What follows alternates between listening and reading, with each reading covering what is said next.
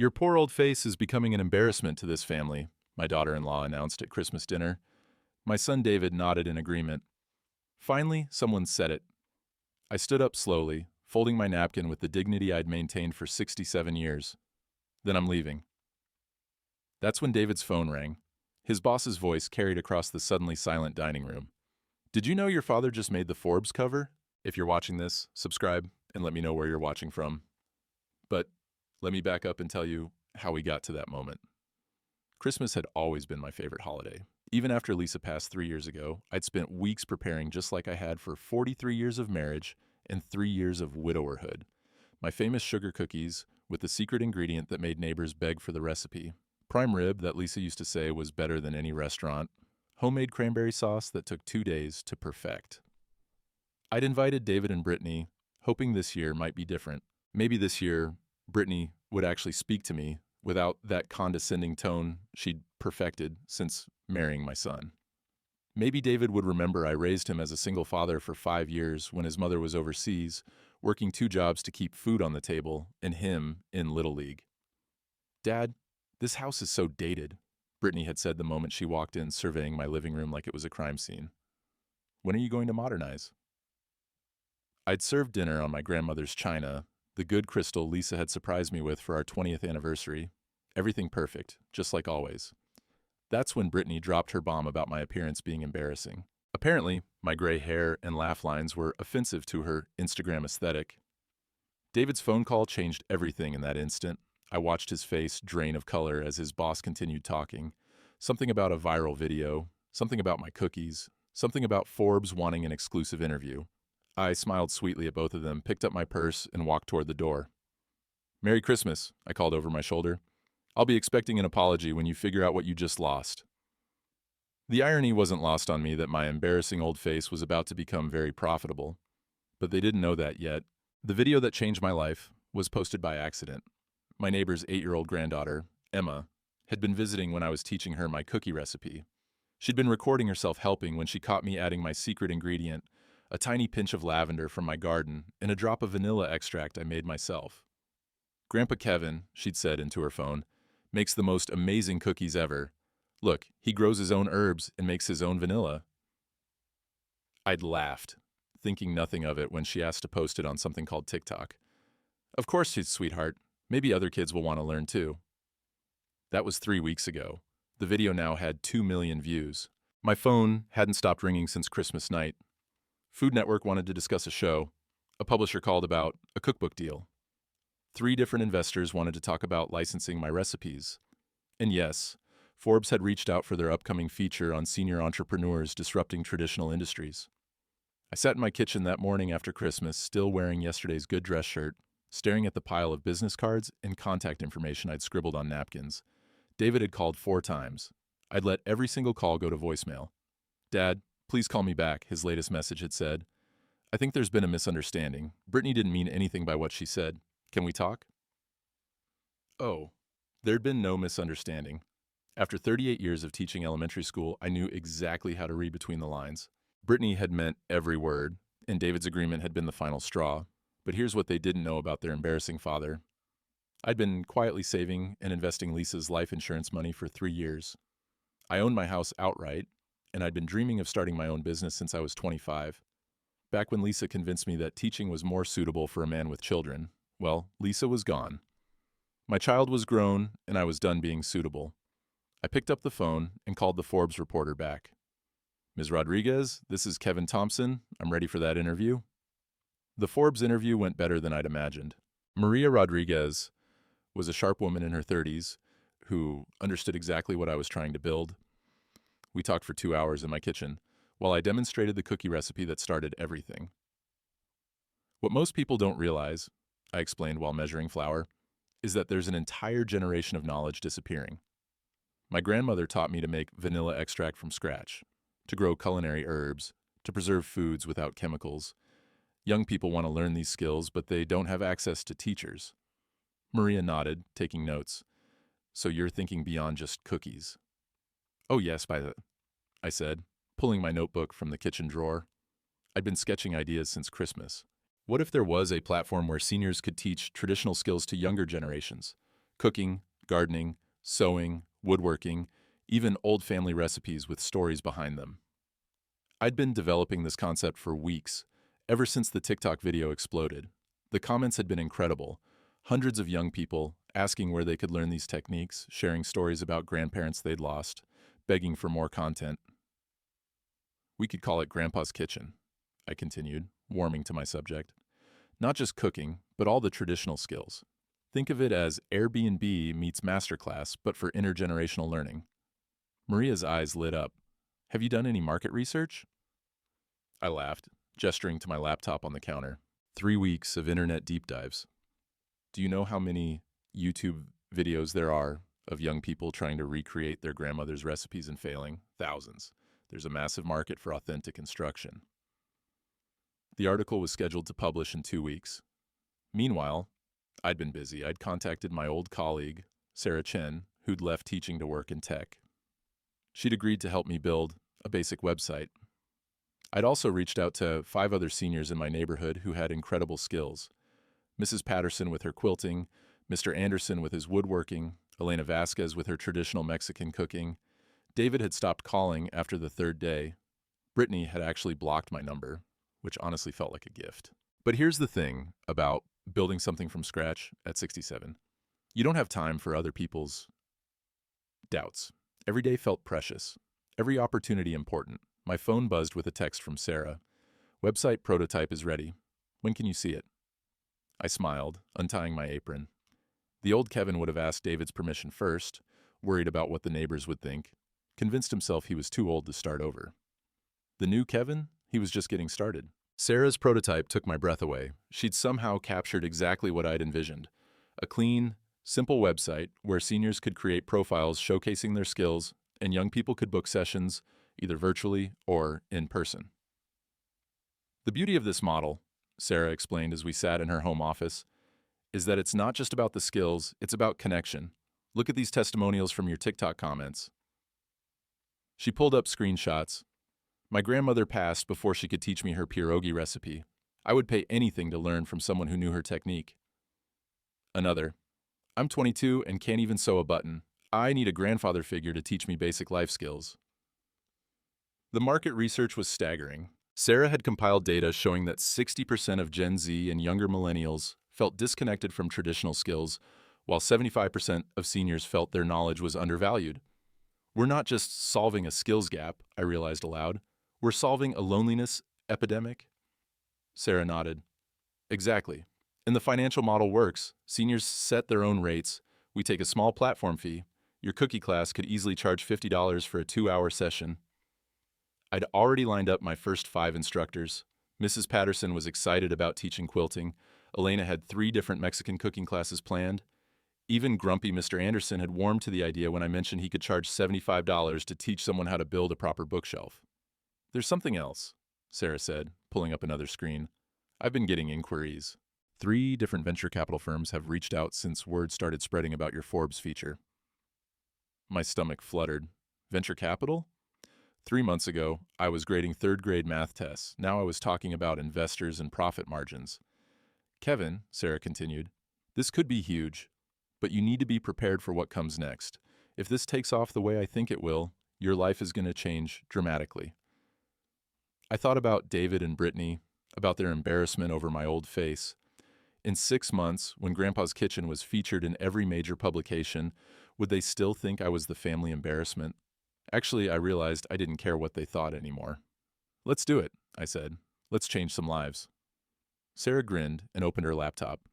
In that case, we need to talk about your business plan presentation. The first investor wants to meet next week. My new life was officially beginning. The investor meeting terrified me more than the first day I stood in front of a classroom 40 years ago. Jennifer Walsh from Crossroads Ventures had requested a formal presentation about Grandpa's Kitchen, and I'd spent a week preparing slides that Sarah helped me design. I wore my best navy suit, the one I'd bought for Lisa's funeral but never worn again, and carried my grandfather's briefcase that I'd found in the attic. If I was going to pitch a business built on intergenerational wisdom, I might as well look the part. Jennifer was younger than my son, probably 35, with the kind of confident energy that comes from making million-dollar decisions before lunch. But she listened intently as I explained the concept. asked smart questions about scalability and market penetration, and seemed genuinely excited about the social impact. The numbers are compelling, she said, reviewing Sarah's financial projections. Conservative estimates show you could have 50,000 active users within 18 years, but I'm more interested in the human element. Show me this actually works. That's when I pulled out my secret weapon. I've been beta testing for 2 weeks, I said, opening my laptop. We have 15 seniors offering classes and 43 students enrolled. Mrs. Patterson has a waiting list for her quilting workshop. Elena's salsa verde class sold out in 6 hours. I showed her the testimonials that had been pouring in. A college student who'd finally learned to make her late grandmother's biscuits. A young father who'd taken Mr. Anderson's basic carpentry class to build his daughter a dollhouse. A recent graduate who'd learned to mend clothes instead of throwing them away after taking my sewing basics workshop. This isn't just about skills, I continued, hitting my stride. It's about preserving cultural knowledge that's disappearing with each generation. It's about giving seniors a sense of purpose and income. It's about building communities across age gaps. Jennifer leaned forward. What do you need from us? $200,000 for platform development, marketing, and operational costs for the first year, I said, grateful that Sarah had coached me on this part. In exchange for 20% equity. 3 days later, Jennifer called with an offer, $300,000 for 25%. I accepted. The Forbes article published that week with a cover photo of me teaching Emma how to make cookies, my hands guiding her small ones as we rolled dough. The headline read, "The Grandfather Revolution, How One Man's Cookie Recipe is Disrupting Education." David called that morning for the first time in weeks. I answered. "Dad," he said, his voice strange. "I saw the Forbes article. I had no idea you were... Why didn't you tell me?" I looked out my kitchen window, at the herb garden I'd been expanding. When would I have told you, David? Between being called an embarrassment and being asked to modernize my appearance. The silence stretched between us. Finally, he said, "Can we talk in person?" "Of course," I replied. "You can book a session through my website, like everyone else." The irony of my son booking a cooking class to talk to his father wasn't lost on either of us. David arrived at my house the following Saturday, looking uncomfortable and carrying flowers. Store-bought roses that probably cost $40 and had no scent. "These are nice," I said, accepting them gracefully. "Though next time I could teach you how to arrange flowers from my garden." Mrs. Patterson's granddaughter took that workshop last week and made the most beautiful centerpiece. He followed me into the kitchen, where I'd set up for the class he'd technically paid for. Traditional Sunday pot roast with root vegetables. $45 well spent, I figured. "Dad, this is awkward," he said, washing his hands at the sink. "I'm sorry about Christmas, about what Brittany said, and about me agreeing with her." I handed him an apron, one of mine that said "Kiss the Cook." "Sorry about which part, David? Sorry she said it? Or sorry you agreed with it?" He tied the apron strings, his cheeks reddening. "Both. All of it. I never realized how much we'd been dismissing you, taking you for granted." I began arranging ingredients on the counter. "Well, at least you're learning to pay attention now. Hand me those carrots." As we worked together, really worked together, for the first time since he was 10 years old, helping me bake Christmas cookies, something shifted between us. I taught him how to properly brown meat for maximum flavor, how to layer vegetables for even cooking, how to make gravy from scratch without lumps. "I always thought cooking was just following directions," he admitted, carefully chopping onions the way I'd shown him. "I didn't realize there was so much technique involved." "Most people don't," I replied. "That's why this business works. Everyone thinks their grandmother or grandfather was magical, but really they just had knowledge and practice, knowledge that's worth preserving." The pot roast went into the oven, and we sat at my kitchen table with coffee and the cookies that had started everything. David was quiet for a long moment. "Brittany feels terrible," he finally said. "She wants to apologize." I sipped my coffee slowly. Does she? Or does she want access to whatever benefits she thinks my sudden success might bring? David winced. "That's harsh, Dad." "Is it wrong?" He couldn't meet my eyes, which was answer enough. "David," I said gently, "I love you. You're my son, and that will never change. But I'm not going backward. I'm not the lonely widower sitting in this house waiting for you to visit anymore. I'm building something important, something that matters." My phone buzzed with the notification. Another booking. Someone in California wanted to learn my cookie recipe via video call. The platform was growing beyond what any of us had imagined. The Forbes article has generated 600 new user registrations this week, I continued. 3 different production companies want to discuss a television show. And next month, I'm keynoting a conference about senior entrepreneurship. David looked at me like he was seeing me for the first time. "Who are you?" he asked, but he was smiling. I smiled back. "I'm your father. I'm just finally acting like it." That afternoon, as David left with containers of leftover pot roast and a new appreciation for what his old man was capable of, I realized something important. I wasn't just teaching people how to cook. I was teaching them, and myself, how to value what we already knew. The embarrassing old man was gone. In his place stood an entrepreneur, a teacher, and a man who'd finally remembered his own worth. But this was only the beginning. The real transformation was still to come. 3 months after the Forbes article, I learned that success brings enemies you never expected. I was sitting in my new home office, Lisa's old den transformed with modern equipment, when Sarah burst through my front door without knocking. "We have a problem," she announced, laptop in hand and panic in her voice. "A big one." She set her computer on my desk and showed me a website that made my stomach drop. Wisdom Exchange looked exactly like Grandpa's kitchen, down to the color scheme and layout. The tagline read, "Learn traditional skills from experienced seniors," practically identical to ours. "They launched this morning," Sarah continued, scrolling through pages that were unmistakably copied from our concept. "They have backing from Peterson Industries, and they're offering instructors higher rates than we can match." I stared at the screen, recognizing several faces that had been on our platform just last week. Mrs. Patterson's quilting workshop was now featured prominently on their homepage. Elena's Salsa Verde class had been recreated with a different instructor using almost identical language.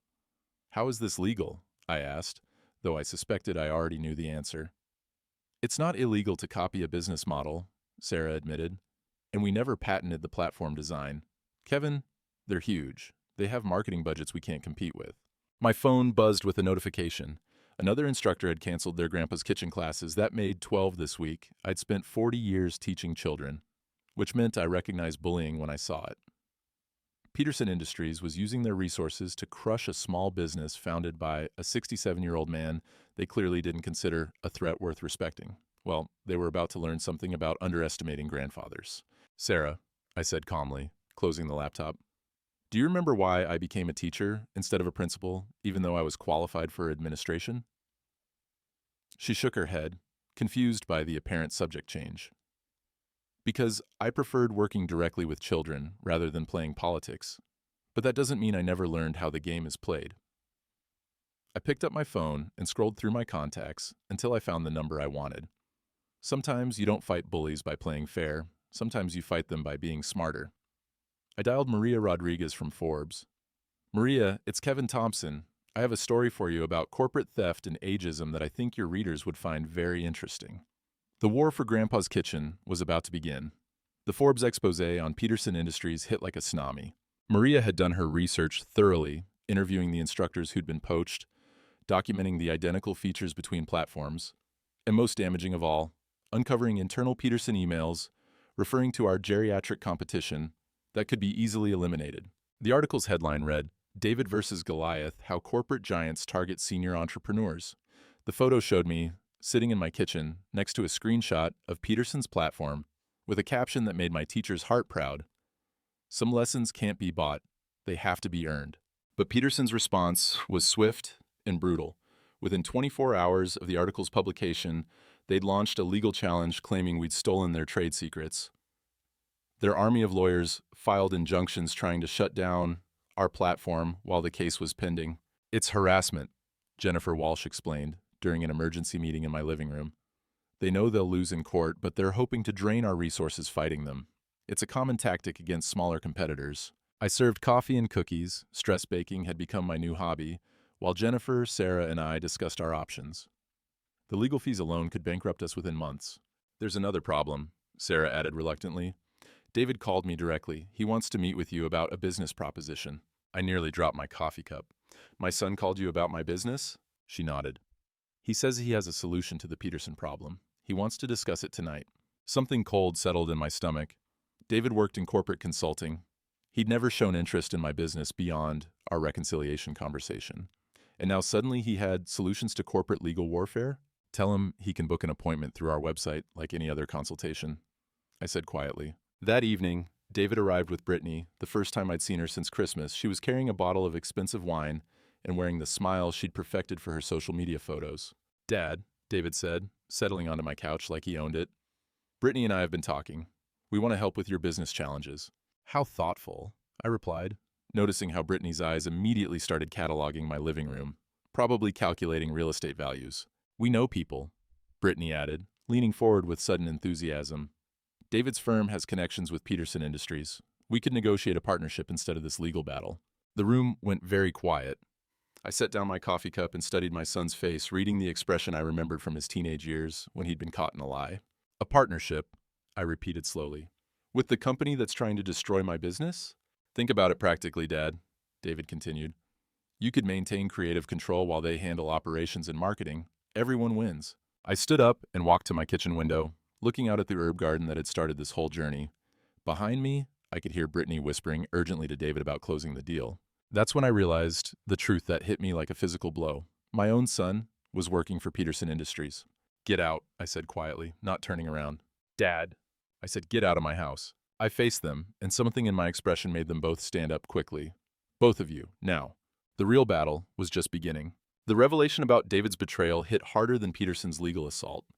I spent 3 days in my house, ignoring phone calls and surviving on tea and toast while I processed the fact that my son had tried to sell me out to the very company trying to destroy everything I'd built. Sarah finally showed up with groceries, and Elena, who took one look at me and immediately started making soup. "Senor Kevin," Elena said firmly, "you look terrible. When did you last eat real food?" "I'm not hungry," I mumbled. But Elena was already pulling vegetables from my refrigerator with the authority of someone who'd raised 7 children. "The platform is hemorrhaging users," Sarah reported, setting up her laptop on my kitchen table. "Peterson is offering signing bonuses to any instructor who switches. We're down to 8 active teachers and maybe 30 students." I watched Elena work, her hands moving with the confident efficiency I'd tried to capture in our classes. "What about the legal situation?" "Jennifer thinks we can win, but it'll take months and cost everything we have. Meanwhile, Peterson is positioning themselves as a legitimate platform." My doorbell rang, and through the window I saw David's car in my driveway. I was about to tell Sarah to send him away when I noticed he was alone. No Brittany in sight. "Let him in," I said quietly, "but stay close." David looked terrible when he entered. Unshaven, wearing a wrinkled shirt, dark circles under his eyes. He sat heavily at my kitchen table and put his head in his hands. "They fired me this morning," he said without preamble. "Peterson Industries. They said my family connections were no longer useful since you refused their offer." Elena continued stirring her soup, but I could see her listening intently. "They hired me 6 weeks ago," David continued, his voice breaking, right after the Forbes article. "They said they needed someone who understood your business model, someone with inside access. They offered me twice my normal consulting fee." The pieces fell into place with sickening clarity. "So you've been spying on me for 6 weeks?" "I thought I was protecting you," he said, looking up, his eyes red-rimmed. "They said small businesses like yours always fail when they compete with major corporations. They offered a partnership that would have made you rich while letting them handle the hard parts. The hard parts being actually caring about the instructors and students instead of just the profit margins." He swallowed hard. I realize now how stupid I was, how naive. They never intended to honor any partnership. They just wanted your user data and instructor contracts. Once they had those, they were going to claim patent infringement and shut you down completely. Sarah had stopped typing. Elena had stopped stirring. The only sound was the clock on my wall ticking away seconds of my son's confession. "I'm sorry, Dad. I'm so incredibly sorry. I thought I was being smart, being practical. I didn't realize I was destroying the most important thing you'd ever built." I stood up slowly, my joints protesting after 3 days of barely moving. "David, you're my son, and I love you, but right now, you need to leave my house and figure out how to live with what you've done." He nodded, tears streaming down his face. "Is there any way to fix this?" I looked at Sarah, then at Elena, then back at my broken son. "Maybe, but not today." After he left, Elena set a bowl of soup in front of me. "Eat," she commanded. "We have work to do." For the first time in days, I was actually hungry. The plan that would save Grandpa's kitchen came to me at 3 o'clock in the morning while I was lying awake thinking about David's confession. Peterson Industries had made one crucial mistake. They'd underestimated the power of grandfathers to protect their own. I called Sarah at 7 a.m. "How quickly can you set up video calls with every instructor who left our platform?" "Kevin, they signed contracts with Peterson. They can't come back without legal consequences." "They don't need to come back. They just need to listen." I was already making coffee, my mind racing with possibilities. "Can you reach them by noon?" 3 hours later, I was looking at a computer screen filled with familiar faces: Mrs. Patterson, Elena, Mr. Anderson, and 12 others who'd built the foundation of our platform. Some looked guilty, others defiant, but they were all listening. "I'm not here to ask you to break your contracts," I began. "I'm here to tell you what Peterson Industries really thinks of us." I read them the internal emails Maria had uncovered, the ones calling us geriatric competition, the ones discussing how to eliminate the grandfather problem, the ones referring to our instructors as expendable assets once they'd extracted our teaching methods. Mrs. Patterson's face grew stormy. "They told me I was a valued educator." "You are," I said firmly. "But not to them. To them, you're just content to be harvested and repackaged." Elena leaned forward on her screen. "What do you want us to do, Kevin?" "Nothing that violates your contracts, but there's something Peterson doesn't understand about the knowledge you all possess." I smiled, feeling the teacher in me emerging. "They think they can replicate 40 years of experience with a script and a camera. They're about to learn why they're wrong." I explained my plan. It was simple, elegant, and completely legal. Peterson had hired our instructors, but they'd hired the personas, not the actual knowledge. Every good teacher knows that information without wisdom is just data. They can copy your recipes and techniques, I continued, but they can't copy the stories that make them meaningful. They can film you demonstrating skills, but they can't capture the decades of mistakes and adjustments that make you masters. Mr. Anderson chuckled. "So we give them exactly what they paid for. Nothing more, nothing less." "Precisely. Let them discover the difference between following instructions and true teaching." Over the next week, my plan unfolded beautifully. Peterson's new instructors delivered technically accurate classes that were somehow completely lifeless. Students complained that the recipes didn't work, that the techniques felt mechanical, that something essential was missing. Meanwhile, I quietly reached out to the students who'd stayed with Grandpa's kitchen. "What if I told you that your favorite instructors were starting to offer private in-person workshops in their own homes? Nothing to do with any platform, just old-fashioned learning in a grandfather's kitchen." The response was immediate and overwhelming. Within days, Mrs. Patterson was hosting quilting circles in her living room. Elena was teaching small groups in her kitchen. Mr. Anderson had a waiting list for his garage woodworking sessions. Peterson Industries had succeeded in stealing our platform, but they'd unknowingly helped us create something much more powerful, a real community that existed beyond any website or corporate structure. The phone call I'd been waiting for came on Friday morning. "Mr. Thompson, this is Robert Peterson from Peterson Industries. I think we need to talk." I smiled, remembering the 8-year-old boy in my third-grade class who'd thrown the same kind of tantrum when his scheme to copy homework hadn't worked. "Mr. Peterson," I said sweetly, "you can book an appointment through my website like everyone else." But by then, I already knew exactly what I was going to tell him. The meeting with Robert Peterson took place in my living room because I wanted him to see exactly what he'd been trying to destroy. He arrived with 2 lawyers and a briefcase full of documents, probably expecting to intimidate a lonely old man into submission. Instead, he found me serving coffee and homemade cookies to Maria Rodriguez from Forbes, who was documenting our conversation for a follow-up article about corporate bullying and the resilience of senior entrepreneurs. "Mr. Thompson," Peterson began, clearly flustered by the reporter's presence, "I think there's been a misunderstanding about our business practices." "Oh, there's been no misunderstanding," I replied, offering him a cookie. "You tried to steal my business model, poach my instructors, and crush my platform through legal intimidation. The only misunderstanding was yours, thinking that grandfathers don't fight back." For the next hour, I watched a 50-year-old CEO learn lessons that any elementary school teacher could have taught him. You can't steal wisdom, you can't corporate structure community, and you definitely can't outgrow a grandfather who's found his purpose. "Your platform is failing," I continued matter-of-factly. "Your students are leaving in droves because they can tell the difference between authentic teaching and corporate content creation. Meanwhile, our instructors are busier than ever with private workshops that no platform can control." Peterson shifted uncomfortably. "What do you want?" "What do you want?" "I want you to shut down Wisdom Exchange and issue a public apology for your predatory business practices. In exchange, I won't pursue the corporate espionage charges that Maria's investigation has uncovered." His lawyers whispered urgently in his ears. Finally, he nodded stiffly. 3 weeks later, the final Forbes article ran with the headline, "The Grandfather Who Beat Corporate America." The photo showed me in my kitchen, surrounded by Elena, Mrs. Patterson, Mr. Anderson, and 15 other seniors who'd become not just instructors, but family. David had called that morning, his voice tentative. "Dad, I saw the article. Are you taking new students for forgiveness lessons?" I laughed, despite myself. That's a premium course. It requires extensive prerequisites. I'm willing to do the work. Brittany, it turned out, was not. She'd filed for divorce the week after Peterson Industries collapsed, citing irreconcilable differences with David's family situation. Apparently, being related to a Forbes cover story grandfather wasn't the kind of embarrassment she could handle. As I write this, 6 months later, Grandpa's Kitchen has evolved into something beyond what I'd ever imagined. We've partnered with senior centers across the country. 3 universities have incorporated our model into their continuing education programs. The TV show premieres next month, and my cookbook comes out in the spring. But the real measure of success isn't in the numbers or the accolades.